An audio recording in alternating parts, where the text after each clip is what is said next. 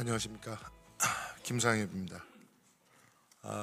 먼저 오늘 우리 녹색교통 컨퍼런스 개최에 뜻을 모아주신 강희엽 국토교통부 대도시권 광역교통위원회 위원장님께 먼저 각별한 감사 말씀드립니다. 아울러서 국토부와 해양수산부 관계자 여러분들께도 깊은 감사 말씀드립니다. 그리고 오늘 귀한 시간 함께 해 주시는 철도관리공단의 김한영 이사장님, 그리고 존경하는 우리 한국교통연구원의 오작 원장님, 다시 뵙게 돼서 반갑습니다. 그리고 우리 탄노기 위원이시죠. 수송전문분과위원장을 겸하고 계시는 이규진 교수님, 오늘 기조연설 감사합니다. 그리고 오늘 토론의 좌장을 맡아주신 이선아 교수님, 교통학회 회장을 역임을 하셨죠. 감사합니다. 그리고 오늘 발제가 아주 중요한 발제들이 많이 있습니다. 먼저 친환경 선박 도입을 위한 추진 전략에 대해서 한국해양수산개발원의 박한선 실장님이 발제를 하시겠습니다. 감사합니다. 그리고 항공 부문의 탄소 중립 실현을 위한 추진 과제에 대해서 한국교통연구원의 노승원 부연구위원님이 함께 하셨습니다. 감사합니다. 그리고 탄소 중립 실현을 위한 철도 분야 추진 전략에 대해서 한국철도기술연구원의 이재영 책임연구원님 감사합니다. 그리고 또 대단히 중요한 분야죠. 탄소 중립 달성을 위한 교통 수요 관리에 대해서 한국교통연구원의 박상우 팀장님이 발제를 하시겠습니다. 그러니까 땅과 바다, 하늘 모든 교통수단을 어떻게 탄소 중립 녹색 성장을 구현하는 방향으로 가져갈지를 논하는 자리가 오늘 이 컨퍼런스가 되겠습니다. 제가 며칠 전 두바이에서 열린 제28차 기후변화 당사국 총회를 다녀왔습니다. 모두 잘 아시는 바와 같이 예정일을 하루 넘겨가면서 진통 끝에 어렵게 두바이 컨센서스라는 결과를 내놓았는데요. 사실 이제 이 두바이 기후변화 총회 시작할 때 좀 중지를 모으고자 했던 워딩이 이겁니다.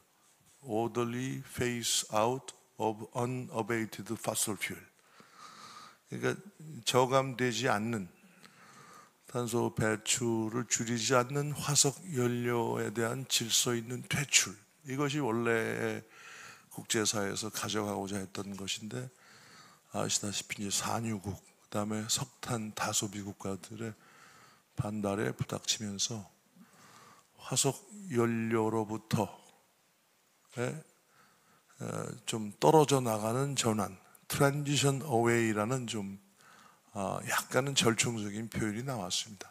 이것은 사실 화석 연료로부터의 탈피가 대단히 중요한 과제임에도 불구하고 현실적인 여건으로 그것이 쉽지 않다는 걸 보여주는 사례이기도 합니다. 특히 올해 UAE에서 두바이에서 개최한 데에 의해서 내년에는 원조 산유국인 아제르바이잔에서 제29차 기후변화 총회가 열리고요.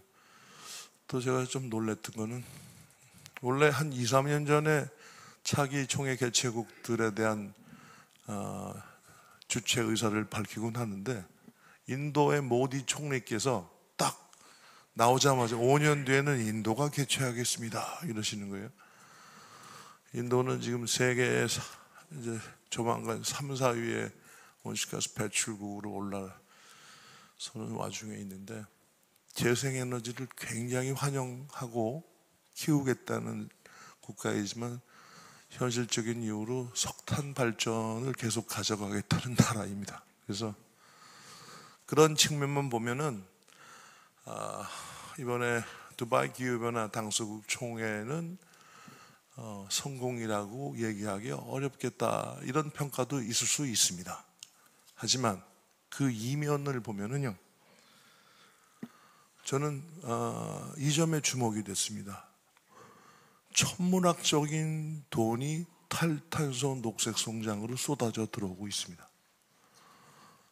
제가 가 있는 나흘 동안 기후 대응한 어떤 재원이 한 590억 달러가 나흘 만에 조성이 되더니 14일간의 이 당사국 총회를 통해서는 한 850억 달러가 조성이 됐다고 합니다.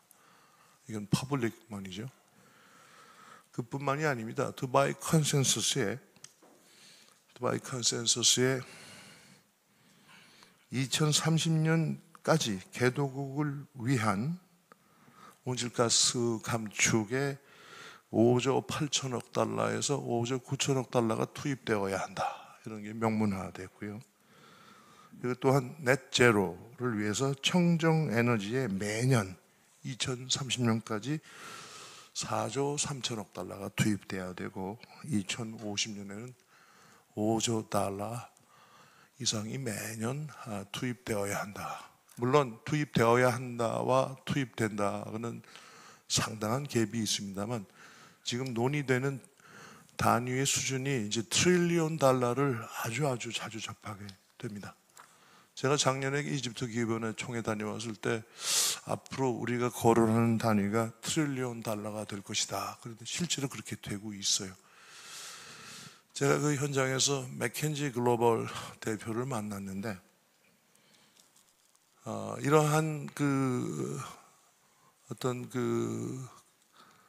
기후에 대응하는 파이낸스 규모의 목표와 또 별도로 기후 테크, 녹색 산업의 2030년까지 민간 부문 쪽이죠, 주로 약 1200조 달러까지가 축적될 것이라고 합니다. 근데 여기서 이미 5개의 데카콘, 그러니까 100억 달러 규모의 자산 가치를 가진 신생기업이 출연을 했고 130개의 유니콘이 이미 녹색 유니콘이 출연을 했는데 2030년까지는 무려 300개의 데카콘, 1000개의 유니콘이 나올 것으로 예상을 하고 있습니다. 근데 안타깝게도 한국은 여기에 속한 기업이 아직 하나도 없습니다. 정말 통탄할 일이라고 생각합니다. 녹색 성장 종주국이 녹색에 대한 거대한 자본이 몰려오고 있는데 우리는 아직 이 기회를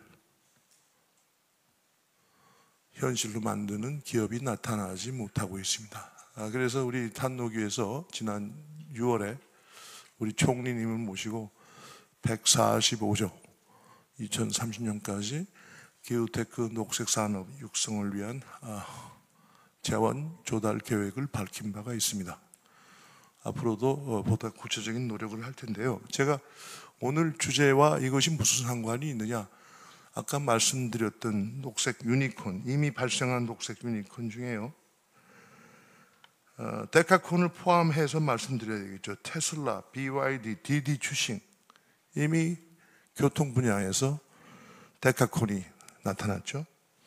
그리고 NIO, 중국의 전기차 회사입니다. 체인지 포인트, 전기 충전자, 미국 회사입니다. 리비안 전기 자동차 회사죠. 올라 일렉트릭, 인도 회사입니다. 그랩 홀딩스, 인도네시아. 이 기후테크의 3대 분야가 에너지, 모빌리티, 그리고 AI 디지털, 이 3대 분야입니다. 자, 오늘 우리 말씀드리는 녹색 교통이 우리 탄소 감축을 위한 아주 중요한 축인 동시에 미래 성장 동력이 될 수 있다는 것을 말씀드리고자 하는 것입니다. 이 교통 분야는 우리 탄노기에서 지난 4월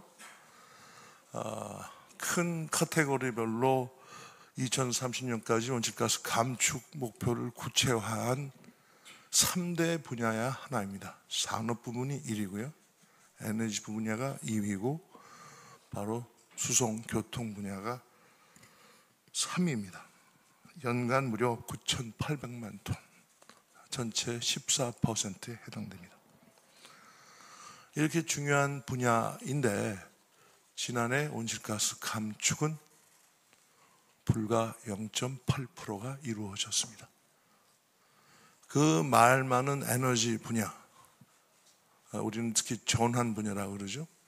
재생에너지냐 원전이냐 갑론을박하면서도 에너지 분야에서 4% 이상 지난해 감축이 이루어졌어요. 올해도 그런 수준은 될 수 있을 거라고 생각합니다. 우리가 탈원전의 이 망령은 털어내고 원전과 재생에너지와 원전의 균형 있는 믹스를 가져가고 있기 때문에 전환에서의 감축은 계속 이루어질 수 있고 그렇게 하도록 노력하겠습니다. 산업도 6% 가까이 줄었습니다. 산업은 자체적인 노력보다도 산업 구조적인 요인이 좀 작동, 국제적인 경기와 더불어서 그러나 6%가 줄었는데 이 중요한 교통 분야에서 0.8%가 밖에 못 줄였다는 것은 우리가 깊이 생각해 봐야 될 대목입니다. 4위는 건물입니다. 건물은 3%가 오히려 늘었어요. 그래서 이 직전에 우리가 그린 리모델링을 비롯한 녹색 건물을 과연 어떻게 할 것이냐, 직전 컨퍼런스가 그것에 관한 주제였습니다.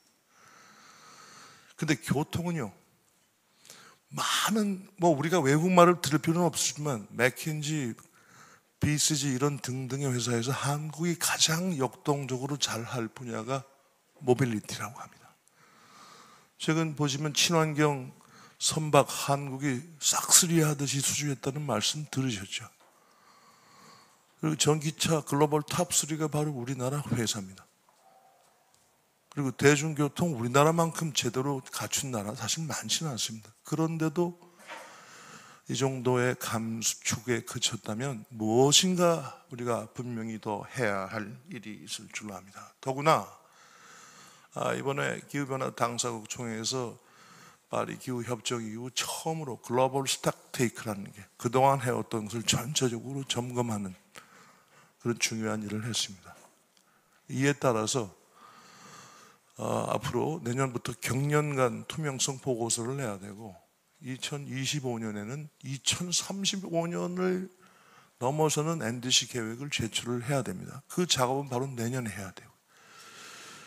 그래서 이 하늘과 땅, 바다에 아우르는 이 교통, 그리고 특히 여기에 이제는 연료도 대단히 중요한 친환경 연료, SAF나 또 친환경 선박을 추동할 청정 메탄올, 이건 테크놀로지가 들어가는 연료입니다. 지하 자원에서 끌어올리는 게 아니라 테크놀로지가 투입되는 연료이기 때문에 한국이 또 승부를 걸 수 있습니다.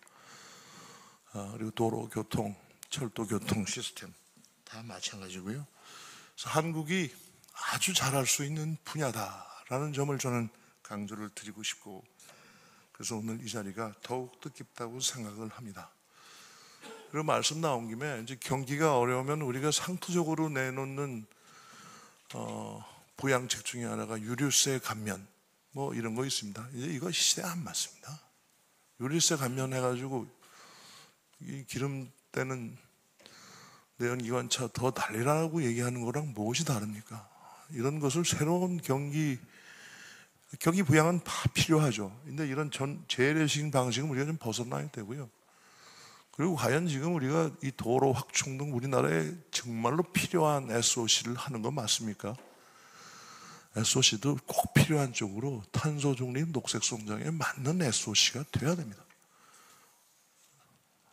우리의 다이내믹 코리아의 강점, 그리고 최첨단 테크놀로지와 산업력을 가진 대한민국이 교통 분야에서는 한번 세계를 리드해 나가는 그런 탄소 중립 녹색 성장 선도 국가가 되면 좋겠습니다.